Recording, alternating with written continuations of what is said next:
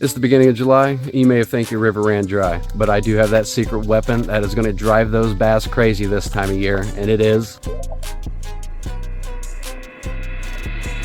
That's going to be no other than the soft plastic swim baits.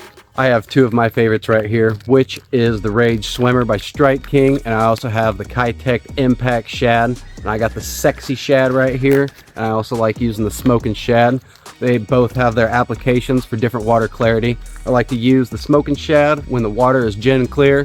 When the water gets a little bit murkier, I like to switch over to that Sexy Shad. And these soft plastics do a great job at mimicking those fry and bait fish. And this time of year, 9 times out of 10, you're gonna find a lot of these bass are chilling up in the shallows because that's where the bait fish are. Another reason why I like to throw swim baits is, due to how crowded it is out here on the water and how many lures these bass have seen. So I think they hold on longer and they're gonna strike it more times than, let's say your average like crankbait where they might just tap it out of the way due to aggression. They see this, they're looking at them and they're like, nom nom nom baby. So a lot of these bass are going to be tucked away over here in the weeds, right in the weed line, right where you see a pocket, or sometimes they're going to be in the rock fields, right in the middle of the river. I have two methods that I like to rig these up in that's going to give you the most success on the water, and let me show you right now. The first method is I like to use a swim bait jig head, and these Berkeley 19s are excellent hooks. They hook everything that they touch, and I'm using a black and blue Kitech for contrast purposes. But yeah, you're just going to want to swim this through the water column about medium fast. We do have an exposed hook, so you are going to get a higher hookup rate. But also, this is the time of year that you're going to get snot grass, you're going to get slime grass, you're going to get algae blooms, you're going to get a lot of stuff. So when it comes to a swim bait jig head with that open-faced hook, we're just going to go a medium retrieve to medium fast retrieve. We don't want to leave any room for error to get snagged up on any rocks or debris or timber. So we're just going to cast it out there. And we just want to reel it in. Depending on your reel, it's how fast you want to reel it in.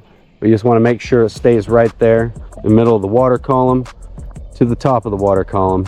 Work it through the bank, work it behind boulders. You don't want to let this hit the bottom here. Sometimes let it plink across the rock or something and give it a little bit of noise and vibration.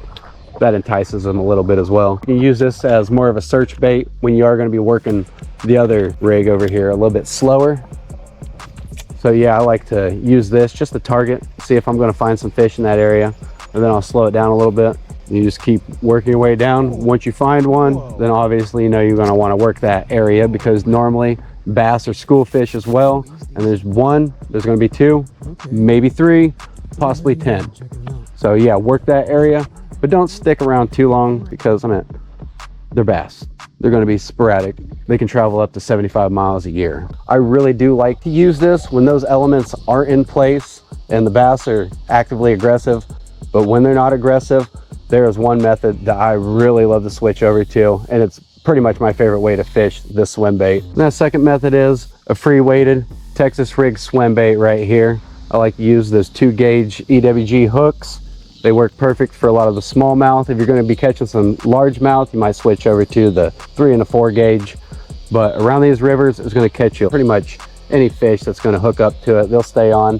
When you have a weedless presentation, you can get this bait balled up, and you're not going to be able to set the hook quite as nicely as if you have an exposed hook. I use these zone lock hooks. I don't know if a lot of people know about these. They have this little extra ridge right here that kind of helps keep that bait tied up into the bass's mouth. So it's a little extra bonus there. Other than that, you can get this into a lot of places. Like if you want to go into a rock field, you can drive that thing way down in there. We have a free rig bait. You'll see this drop into wherever the rocks are, and then this will kind of glide after it. I like to use a tungsten sinker. It's more precise. It'll get your bait down there pretty quickly. Actually, check this video out right here where I caught this amazing bass right along the weed line. Come on, baby. Still a little mad. Oh my God, dude. Holy son. That is a big fish. Stay down.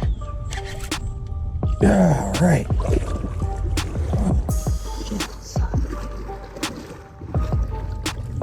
Here we go. Here we go. What is that, like 5 of these damn things today? What is it? Another 2-pounder. Oh, I don't know. Might be in the 3s. Yeah. That's a pretty big fish. That is a pretty big fish. Now, where to throw these guys? Well, I like to think of it as pocket perfection. You know those little coves right along the weed line that have those little pockets right here? That's a great place to start throwing your bait, because like I said, you do have those fry and the bait fish over there in the shallows, and if you work this real slow, it works as a deadly combo where those bass get drawn in and they see it and they're like, gosh dang, I gotta hit it. This is going a different direction. It's also not quite acting the same as the other fish, so they might be thinking it's injured. They might be thinking it's just an easy snack and they just want to smash. Nonetheless, I mean, it just works. As far as retrieve, I like to think of it as medium and mean. We don't want to crank it in too fast. We don't want to burn it. We want to just cast it out there just like that. I want to do that medium retrieve, but mean. Every 2 to 3 rotations, I want to kind of give that a little jerk, kind of rapid rotations, let it sink back to the bottom, and then kind of retrieve it again at a medium retrieve, and then give it those extra jerks. That's when the bass are looking at it, and as soon as you move that bait, it triggers something in their brain, and they're like, baby. So yeah, you just want to bring it in, medium, show you right here, medium, and then we pop it. Give it that jerk, let it fall back down, and then retrieve it another 3 to 4 rotations of the reel, let it drop, and then we pop it a couple times. Helps look like a feeding bait fish, but a fleeing bait fish all at the same time. So why do I think these swim baits are July's MVP? Well, let me give you a recap. They match the hatch. I mean, they look just like any minnow, bait fish. They stand out from the crowd due to the vibration and the paddle tail they give off. And I mean, the best part is they're weedless. You know, if you fish a river, weedless is key. And that's the July ultimate weapon. Grab your rod, tie on one of these swim baits, and become the next bass and boss this time of year. And before you go, don't forget to subscribe. Peace.